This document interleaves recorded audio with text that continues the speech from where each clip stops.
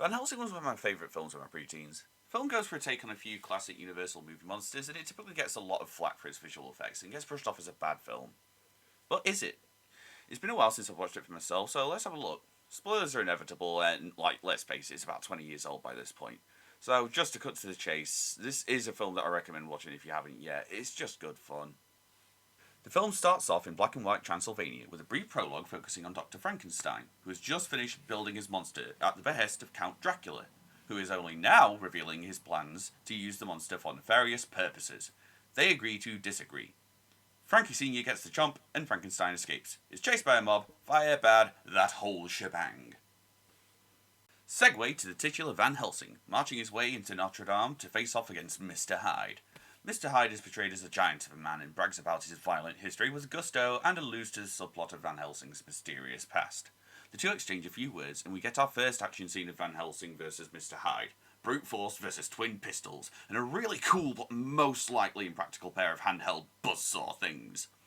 After a demonstration of this movie giving zero fucks about physics and all about fun, Hyde falls from Notre Dame, and that's all she wrote. Helsing goes to see his bosses at the Vatican, gets scolded a bit for being an edgelord, and is told he has to go to Romania to deal with Dracula, and is told of Valerius the Elder, who centuries ago swore that his family would never rest, nor enter heaven, until Dracula was stricken from this land. Oh, thanks, Grandpa. Really, just great. Some of us had plans this weekend, you know. Cut to Romania, where Velkin, one of Valerian's descendants, is being used as bait to trap a werewolf. This is where I'm going to speak up about the notorious CGI.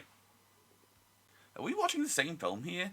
One of the biggest complaints I hear about this film is the use of CGI instead of practical effects, and don't get me wrong, while I love practical effects and puppetry, there are cases like here where CGI is better suited to the action and movement, just because of the type of film that we're making. Would practical have been better? Probably, depending on how you direct and choreograph it, but there really isn't a lot I can objectively say is bad about the effects here. The designs are great and it interacts well with the practical environment around it. I will point out some moments though where the CGI doesn't quite hold up to scrutiny as we go further on. So, after the plan to capture and slay the werewolf goes about as well as can be expected at this point in the story, Velkin is lost, leaving his sister Anna as the last Valerian. Shortly after, Van Helsing and Carl, say hi to Carl, he's the comic relief sidekick for the most part, but he isn't a useless clown, arrive in Jannen, where they meet Anna. But no time for that! We get to another action set piece as the three brides of Dracula attack, and I'm sorry, I appear to have lost my train of tits. Van Helsing uses his new full auto crossbow, wait, what? Which he struggles to hit the vampires with, because they are some speedy gals, and he's getting distracted by their nakedness. Wait, that's me. Sorry. The group gets separated in the assault. Anna gets threatened with a glass of tomato juice, very convincing blood. Outside, Van Helsing is getting his ass kicked while Mariska toys around with him. Inside, Anna and the vampires are making me thirsty. Sorry. Van Helsing dispatches Mariska, and we see her disintegrate, which is admittedly not quite as good as the rest of the effects. One bride down, two to go. Which they do, they leave. The villagers aren't too pleased about this, however, as now the vampires are going to kill for revenge, but Anna reckons a win is a win, whereas Dracula decides the appropriate solution is to make babies, which his brides aren't too keen on the idea. Naturally, Dracula is respectful of his bride's wishes and engages in a healthy, considerate discussion on the subject. Damn it! Which leads to another admittedly weak effect.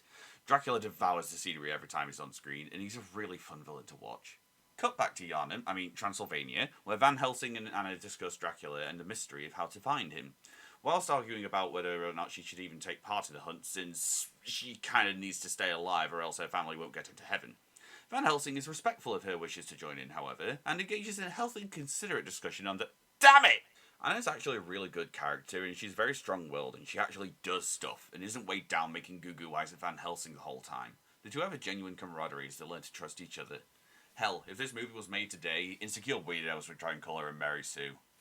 Anna wakes up, understandably pissed off, and goes looking through the homestead searching for Van Helsing, but finds a werewolf instead, which slips away, only for Velkin to appear, who tries to tell Anna a secret about Dracula. But then you probably guessed what's going on by now the moment we saw Velkin again, and sure enough, we get a werewolf transformation, which is done pretty nicely. All CGI, so American Werewolf in London this is not, but we see the whole thing for the most part. And this is a case where CGI is not too shabby. The change itself isn't too fast, opting for a combination of peeling off the skin and the body growing and distorting. Van Helsing arrives and pursues him into the night, but gets thrown off by Anna before he can take the final shot, and the werewolf escapes. However, rumour has it that Dracula has a cure, and not wanting to lose any more of her family if she can help it, Anna wishes to find the cure so that she can use it on Velkin and cure him. To which Van Helsing agrees. Finally! Healthy, considerate discussion! Third time's the charm! The two follow Velkin's trail, which leads to Castle Frankenstein, where Dracula is currently trying to use the werewolf as a battery for his hell of a lot of dead vampire babies. Because if I was alone with that ginger, I'd want to make a shit ton of babies too. Sorry. We even get some fun practical effects from one of the vampire baby pods, with a pretty nice looking goop-covered baby bat monster. Aww. The vampire mummies take the newly awakened babies out for a night on the town, and Dracula begins telling Van Helsing about his previous life, revealing that the two were once brothers in arms in heaven, calling him Gabriel. Anna finds her way to her brother, and we cut back to Carl, who is trying to help out the town, where the babies start exploding, much to the horror of Dracula's brides. Helsing escapes with Anna, and later discovers Frankenstein Jr., who is portrayed with a mix of practical effects and touches of CGI. Honestly, he looks great. After a false start, he reveals that he is the key to Drac's baby battery, so they hatch a plan to hightail it cross-country and put Frank into witness protection, which is going to be a smooth road trip, I'm sure. Nope. The brides return. Hell has no fury after all. Time for a horse and carriage chase. After fending him off for a bit for as best as he can, Van Helsing tries to jump across a broken bridge and makes it across safely. But the carriage doesn't. The horses are fine. Oh no! Frankie Jr.! The vampires try to save the monster, but surprise! It's a decoy, and with a lovely bit of explosives partnered with silver stakes, the second bride is taken down. Fuck. But then, surprise! Velkin returns and tackles Helsing off the carriage. Helsing manages to put an end to him, but he's been bitten in the process. Shortly before, the last bride kidnaps Anna and whisks her away. And I'm happy to say they have saved the breast for last. The breast, tits. Damn it! Dracula offers a trade. A bit of tit for tat. Damn it. A trade of hostages. And we get a fun vampire ball, where Dracula uses his controlling powers to manipulate Anna into dancing with him like a puppet. We get a fun shot of her alone in a mirror to show that she's surrounded by vampires. And after Dracula gets a little too hands-on, he gets set on fire!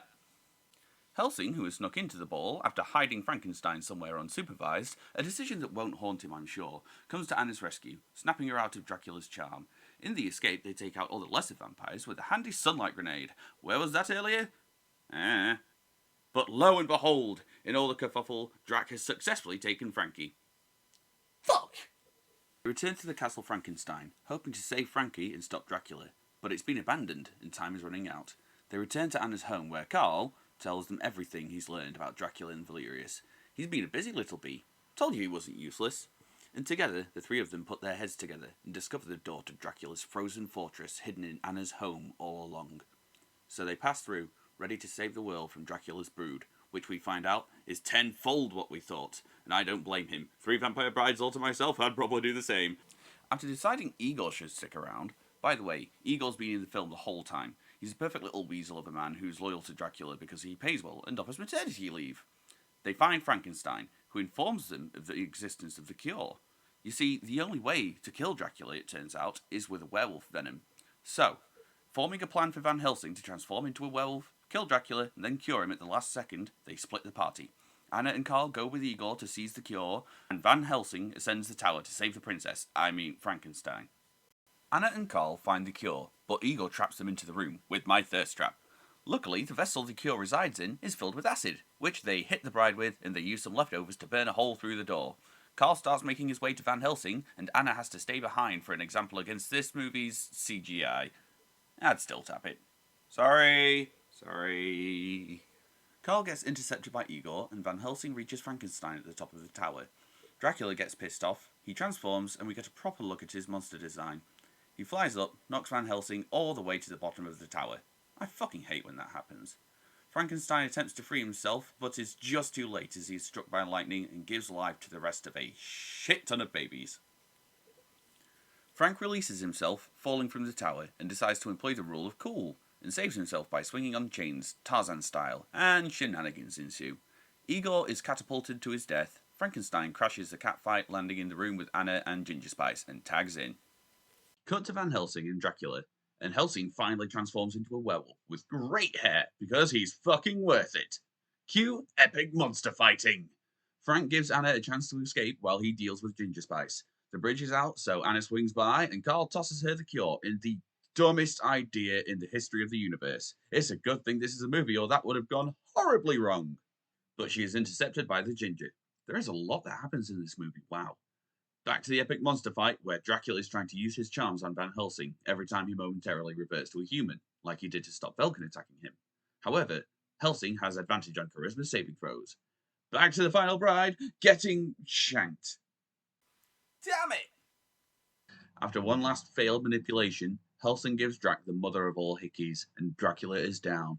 By the way, all the vampire babies explode too. Anna comes to administer the cure before it's too late.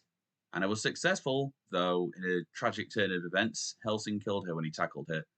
They lay her to rest, and Frank sets off into the world. We then get the reveal that with Dracula dead, Anna's family is finally able to enter heaven and find peace, in a very bittersweet ending. So, we've had a quick recap, and overall, I still enjoy it after all this time.